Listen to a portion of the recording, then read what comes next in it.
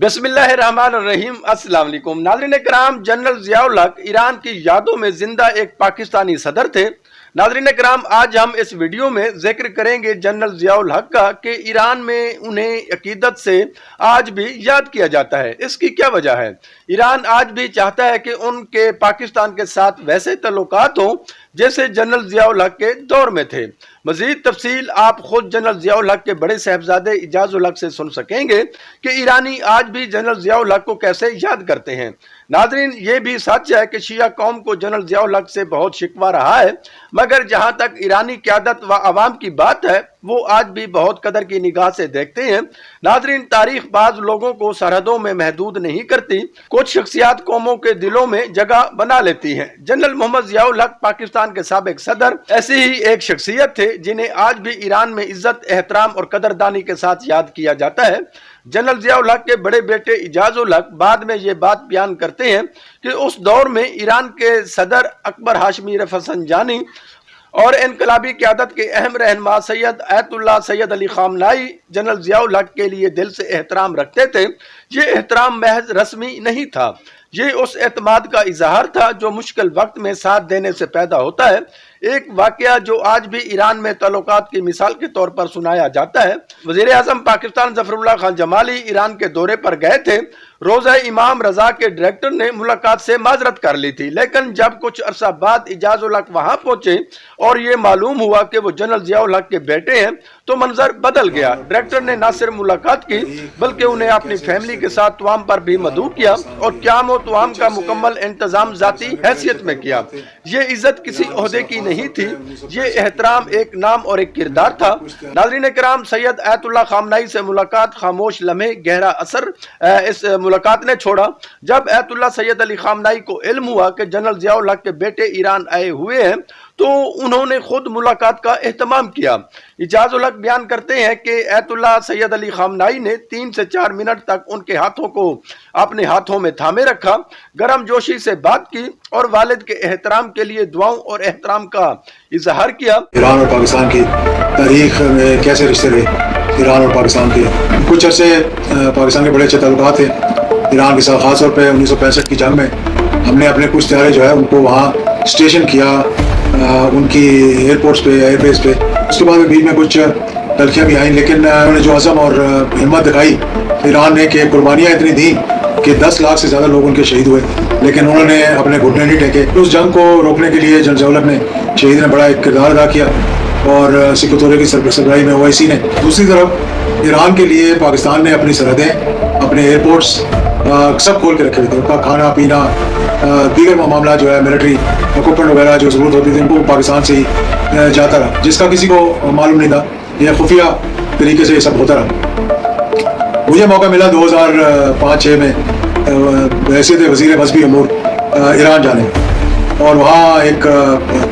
Religious conference थी जिसमें मुझे मदऊ किया गया था और बड़ा खातिर तवाज़ो की गई और बड़े अच्छे अंदाज में मुझे रखा गया।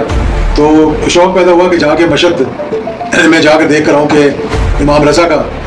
रोज़ा है वहाँ पे, तो और उनका एक ट्रस्ट है, बहुत बड़ा ट्रस्ट है, उसको देखने का मुझे शौक़ था। और उस ट्रस्ट के अंडर जो है 140 बड़ी फैक्ट्रीज़ हैं वहाँ पे ईरान की, जो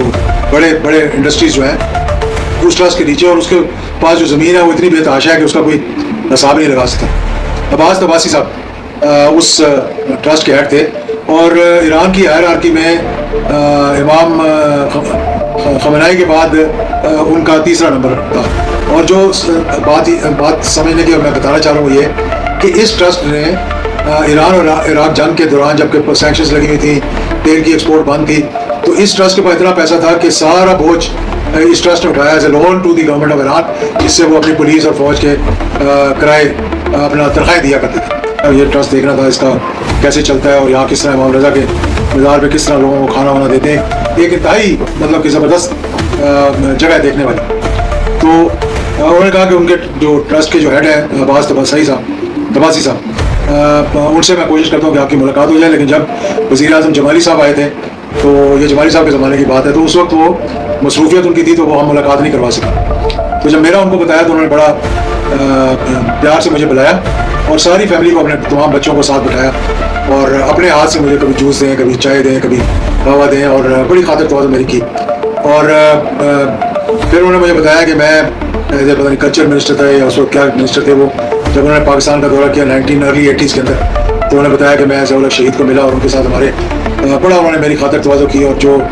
بڑے اچھے ہمارے ان کے ساتھ تعلقات تھے اور جو انہوں نے عزت دی اس کو میں کبھی نہیں بھلا سکتا، اور آج پاکستان کے ساتھ جو ہماری محبت ہے ان کی وجہ سے۔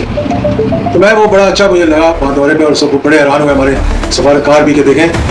وزیر اعظم آئے تو یہ مصروف تھے اور آپ کی خاطر خصوصی طور پر آئے، اور جس طرح آپ کے ساتھ انہوں نے ملاقات کی شاید پہلے کوئی ایسی ملاقات انہوں نے نہیں کی۔ اس کے بعد شوکت عزیز صاحب کو جب جوانی صاحب چلے گئے، شوکت عزیز صاحب آ گئے، میں پھر بھی مذہبی امور کا وزیر تھا، تو شوکت عزیز صاحب کا ایک سرکاری دورہ آیا ایران کا، شوکت عزیز صاحب نے بھی کوئی انٹروڈکشن وغیرہ نہیں کروائی تھی کہ کون کون ان کے ساتھ ہے، کون کون سے وزیر ہیں۔ ابھی اسلام دعا لینے کے بعد جب ہم بیٹھے بات چیت کا آغاز ہوا تو شوکت عزیز صاحب نے کہا کہ میرا مقصد یہاں آنے کا یہ ہے کہ ہم ایران اور پاکستان کے تعلقات مزید آگے بڑھائیں۔ تو انہوں نے اسپونٹینیسلی رفشن جانی صاحب نے کہا کہ ہمیں پاکستان کے ساتھ وہ تعلقات چاہیے جو ضیاء الحق کے زمانے میں ہمارے۔ تو ایک دم سے شوکت عزیز صاحب نے کہا کہ جی ان کے بیٹے جو ہیں میرے ساتھ ہیں اور وہ ہمارے مذہبی امور کے وزیر ہیں۔ خوش ہوئے رفشن جانی صاحب مجھے مل کر، لیکن شوکت عزیز صاحب کو بڑا حیرانی لگی کہ کیا وجہ تھی اور کیا چیز تھی جو ان کے ضیاء الحق صاحب کے زمانے میں تھی۔ امام خمینائی پر ایک کال تھی، تو ان کا جو میٹنگ روم تھا وہ اتنا چھوٹا تھا کہ وہاں دو، یعنی وہ خود بیٹھتے تھے ایک کرسی پہ مہمان، اور ایک بینچ پڑا ہوتا جس پہ 2 لوگ بیٹھ سکتے تھے۔ تو ایک میں تھا، ایک خورشید قصوری صاحب تھے جنہوں نے جانا تھا ساتھ، تو بابر غوری صاحب نے بھی بڑا انسسٹ کیا کہ جی میں نے بھی ساتھ جانا ہے، تو پھر ہم نے اسپیشل پرمیشن لی کہ 1+2 کی جگہ 1+3 ہوگا، ساتھ جو جائیں گے۔ تو ہم وہاں جا کے بیٹھ گئے۔ جب میٹنگ ختم ہوئی تو ایران کے سفیر تو پاکستان میں تھے، وہ گئے ہوئے تھے لیکن وہ باہر کھڑے ہوئے تھے، تو وہ فوری طور پر جب دروازہ کھلا وہ کھڑے ہوئے تو وہ اندر آئے اور انہوں نے ان کے کان میں کہا کہ میرے خیال میں میرے بارے میں بتایا ہوگا کہ جی وہ ضیاء الحق شہید کے بیٹے جو ہیں اعجاز الحق صاحب وہ بھی ساتھ ہیں۔ تو خمینائی صاحب نے شوکت عزیز صاحب سے پیٹ کر کے میرا ہاتھ پکڑ لیا اور ہاتھ پکڑ کر کچھ 3-4 منٹ میرے سے گفتگو کرتے رہے، اور اپنا دورہ پاکستان جو ان کا 1986 میں ہوا تھا، بحیثیت اس وقت صدر آئے تھے یہاں یا مجھے معلوم نہیں ہے، انہوں نے بتایا کہ کس طرح میری ضیاء الحق شہید کے ساتھ ملاقات ہوئی اور کتنا محبت اور پیار انہوں نے مجھے دیا، کتنی عزت دی، اور آپ ہمارے لیے بڑے اہم ہیں اور پاکستان ہمارے لیے بڑا اہم ہے، اور ہمارے تعلقات اصل میں ان کے زمانے میں جو تھے وہ بہترین تھے۔ خیر شوکت عزیز صاحب بڑے حیران ہوئے ان دونوں ملاقاتوں کے بعد، اور باقی بھی جس جگہ بھی گئے وہاں پہ جہاں بھی انٹروڈکشن ہوئی کہ یہ ضیاء الحق شہید اور ہمارے جو صدر تھے یہ ان کے بیٹے ہیں، تو بڑا لوگوں نے آگے بڑھ کر بڑی عزت کے ساتھ بات کی۔ تو جب ہم واپس آئے جہاز میں چڑھے تو شوکت عزیز صاحب نے میں بلایا اپنے ساتھ بٹھایا گپ شپ لگانے کے لیے، میں کہنے لگا یار تجھے تو اس طرح مانتے ہیں یہاں جیسے کہ تو پیر ہے یہاں پہ، تو اسے ایک مذاق میں انہوں نے کہا کہ عزت جو ہے وہ اس طرح لوگوں نے دی ہے جس طرح وہ بڑا عقیدت مند تھے ضیاء الحق شہید کے، اور اب تیرے ساتھ دوسری طرح ملاقات کی ہے تو تم کچھ کردار ادا کرو پاکستان اور ایران کے تعلقات کو